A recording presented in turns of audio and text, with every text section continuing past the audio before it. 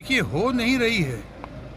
मणिपुर हिंसा का जहाँ तक सवाल है या मणिपुर बर्निंग का जो सवाल है या मणिपुर में जो जघन्य कार्य जो काम हुए हैं, जितनी निंदनीय, शर्मनाक, दर्दनाक काम हुआ है, जिसको पूरे देश ने देखा और पूरे देश में नहीं पूरे विश्व में ये ऐसा हमारी छवि इतनी ख़राब हुई है जिसमें सरकार, स्टेट गवर्नमेंट से लेके सेंट्रल गवर्नमेंट, हमारे माननीय मित्र भारत के प्रधानमंत्री, जो कि 75 दिनों 80 दिनों तक कुछ नहीं बोलते इस कांड पे, ऐसे कांड पे, और 80 दिनों के बाद जब बोलते हैं तो सही मायने में कहा जा सकता है कि टू लिटिल और टू लेट।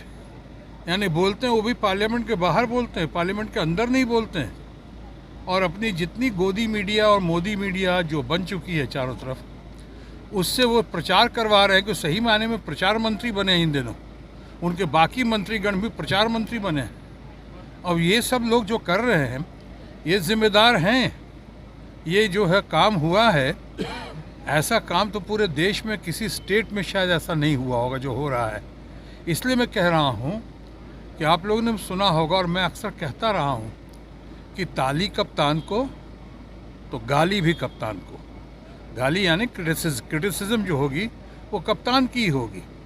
मुझे पूरा लगता है कि ये पार्लियामेंट जो इस बार का सेशन जो है वॉश आउट हो जाएगा, और वॉश आउट हो जाएगा इसलिए कि हम लोग, और सही मायने में इंडिया, सही मायने में जो इंडिया जीतेगा, हमारा इंडिया जो है, हमारे लोग जो है, एक गुट और एकजुट विपक्ष जो है वो मांग कर रहा है कि प्रधानमंत्री इस पे बोलें, माननीय प्रधानमंत्री जी इस पे बात करें।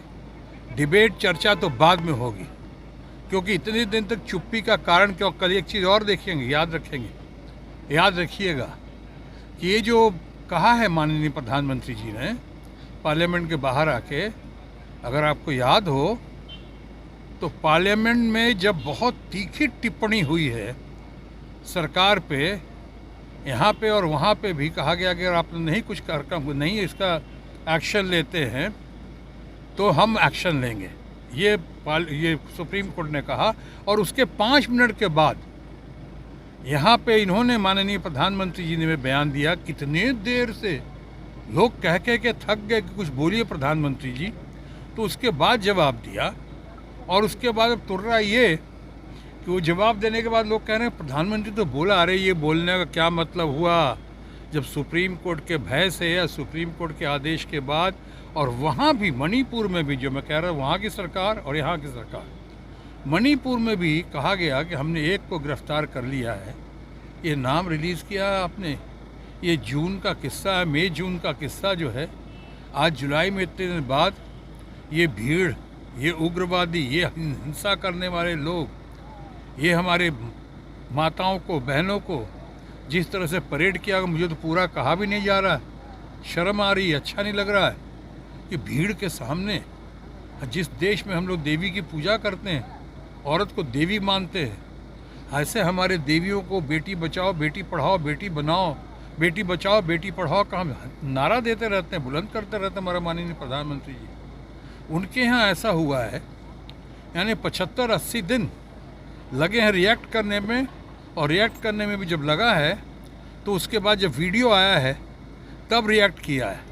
ये कैसा तमाशा है, ये कैसी अदा है उनकी, ये कैसा व्यवहार है उनका।